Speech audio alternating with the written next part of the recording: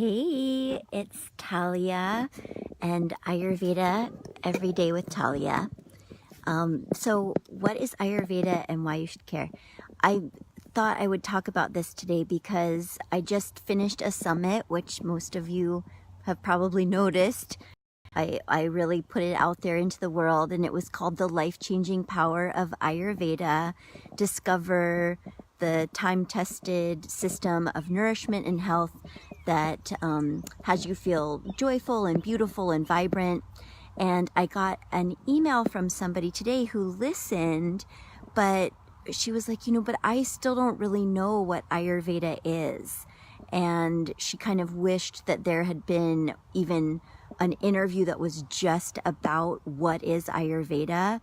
And it got me thinking that maybe there's other people who really enjoy my recipes, or they like whatever, we've met and so we have a connection, but they don't really know what Ayurveda is either. So that's what this video is for. And I am actually the poster child of Ayurveda today because I am in Sebastopol, where I went to school for Ayurvedic medicine. In 2003 is when I was certified, but I started getting treatments and coming up here to learn from my teacher, Deanna Batdorf, back in 2001. And I was actually just with her for 2 whole days getting Ayurvedic treatments. Thanks for the likes. I love her too.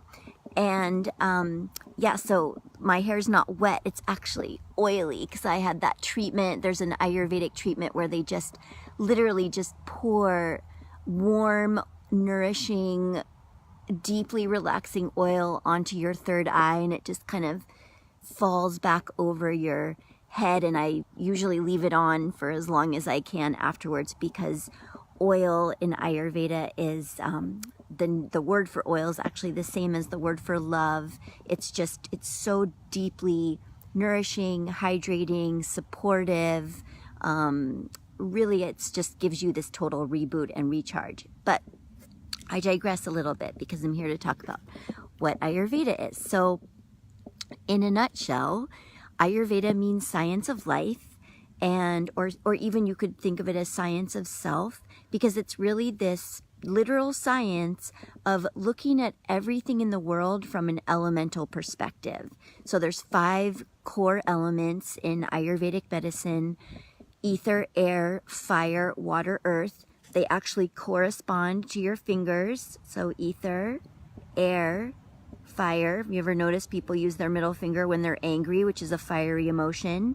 Water. Water is about connection and intimacy. This is where we wear a wedding ring. And earth. So they correspond to your fingers.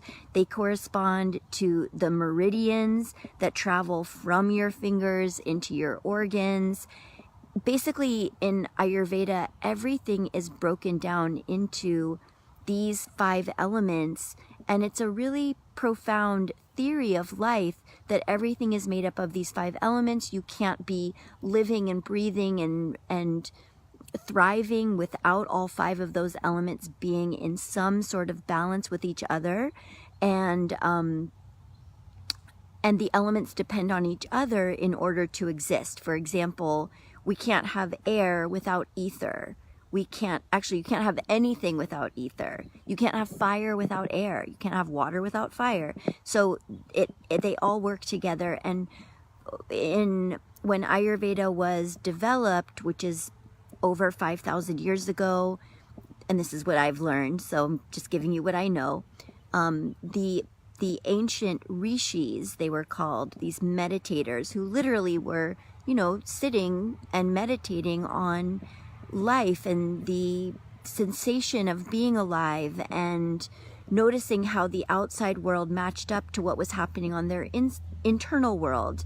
And they started to chart out this science that maps everything from the root of these 5 elements that I just described, and then it takes it even more into these organizational principles of the doshas, which Robert Svoboda, who's one of my favorite writers on the topic of Ayurveda, he defines dosha as that, and I put in whatever brackets, element which most easily goes out of balance. So, you know, you and I are both human, but I'm really airy, and you know, sometimes I can be kind of forgetful, indecisive. I can lose my groundedness, whereas you might be really earthy, and groundedness is like so much your thing that you need to lighten up and not be so earthy. So you and I are both animals. You and I are both human. We have that in common, but elementally we have different constitutions, and Ayurveda looks at that and honors that everyone has a different constitution, and that is set at the moment that you take your first breath. So it builds up over time. I like to tell my clients that they were always meant to be here exactly as they are. They have been arriving for 1,000,000 years or more. So that being said, I don't want to lose my train of thought here. Dosha, a lot of people relate to dosha as like, what's my dosha? I am Vata, Pitta, or Kapha. And this is very much the language of Ayurveda.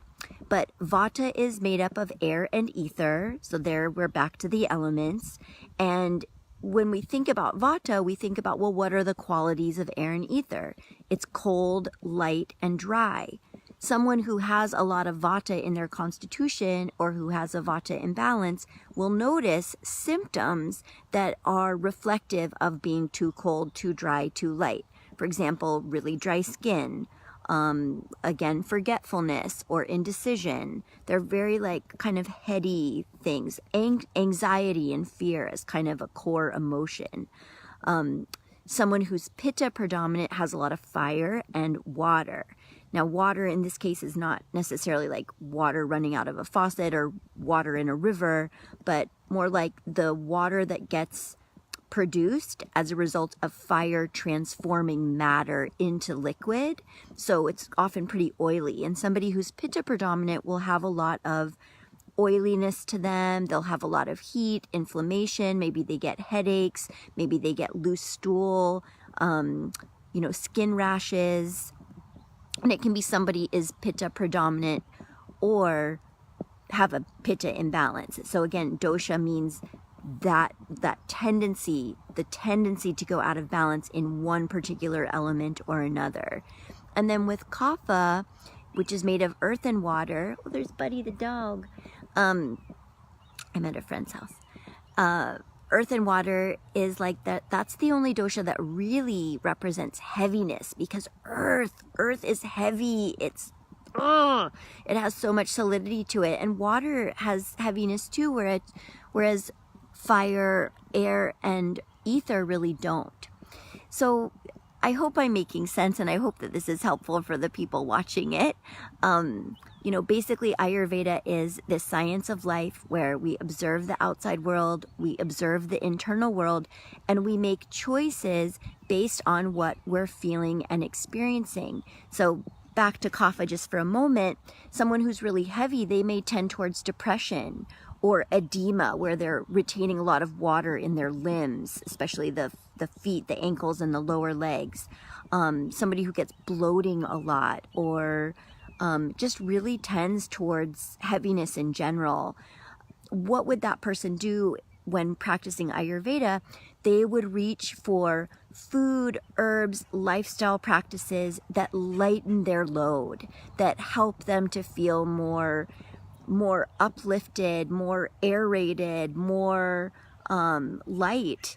And there's all kinds of ways that we do that in Ayurveda. We use food, herbs, massage, self-massage, all kinds of body care practices.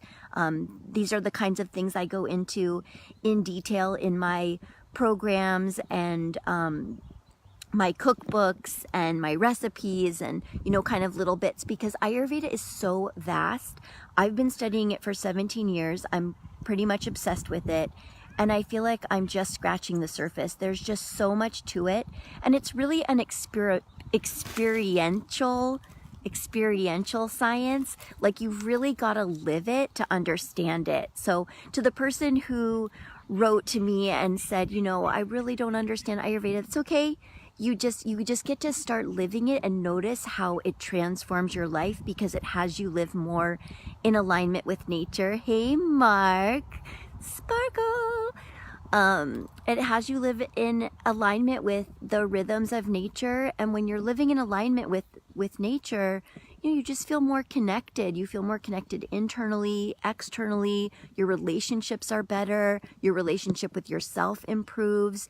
And you start to have this awareness of what you really need. So what I get really excited about is there's way less dependence on doctors and pharmaceuticals and all these outside external things that we've been kind of conditioned to believe that we need, when really we have so much internal awareness that we could harness at any moment to really figure out what we need from a natural perspective. And for me, one of the reasons I'm so passionate about this is because when you approach life from that perspective, you really have a ripple effect of positivity on the world.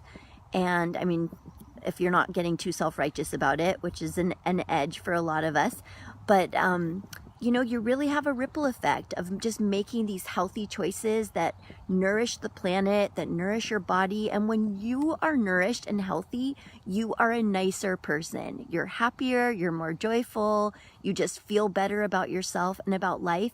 And that has a ripple effect on the people around you. So I'm a huge fan. I love Ayurveda, and that's what I'm here to teach. So if you have not yet joined Ayurveda Every Day with Talia, that's my private Facebook group, and I tell you, there's the most amazing tribe that has been starting to build and form in that group. It's super duper fun, and I'm leading my first 5-day challenge inside that group. It's called the Nourish Your Body with Ayurveda Bootcamp. I'll put the link to that underneath this video. I'd love for you to join. We start on Monday, May 21st.